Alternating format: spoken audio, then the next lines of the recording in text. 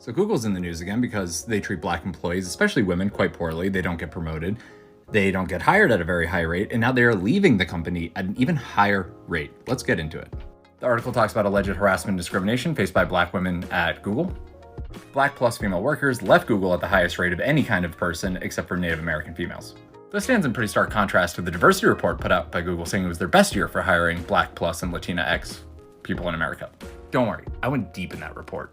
Almost 85% of the people hired at Google are Asian or white, and the other 15% is black or Latinx. I've said before there's a women in tech problem, and Google's data backs me up. Only 1/3 of their hires are actually women. This is the attrition rate for Google, and the benchmark is supposed to be 100. Last year, it was 110 for black women. This year, it's 146. That's crazy. If you've ever worked in tech, you know they'll always say that it's a pipeline issue. There is a lack of qualified candidates of these racial minorities. Well, Google destroyed the pipeline to that talent after firing 2 black women in the last year. One of the people fired was Dr. Timnit Gebru, who is an Ethiopian-American AI researcher.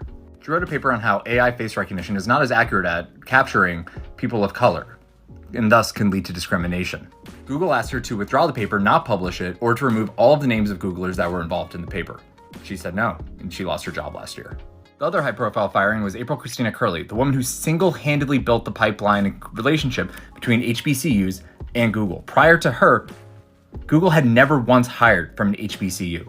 She posted a Twitter rant about why she was fired, and it is lit.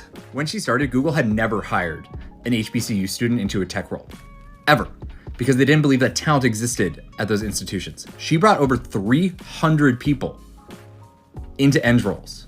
Her manager, a white woman, said that the way that she spoke with a Baltimore accent should be labeled as a disability that she should disclose in meetings when she met with people internally, and that woman would never support her work or consider her for promotion because she was intimidated by her.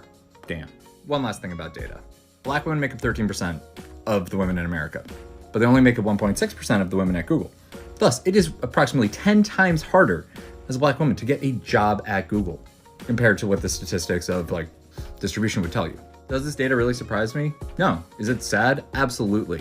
But women are incredibly underrepresented in tech, and I've covered that before. They make up 1/3 of all of the employees at these FANG companies that everybody wants to work at, and it's even harder for women in POCs. Truly crazy.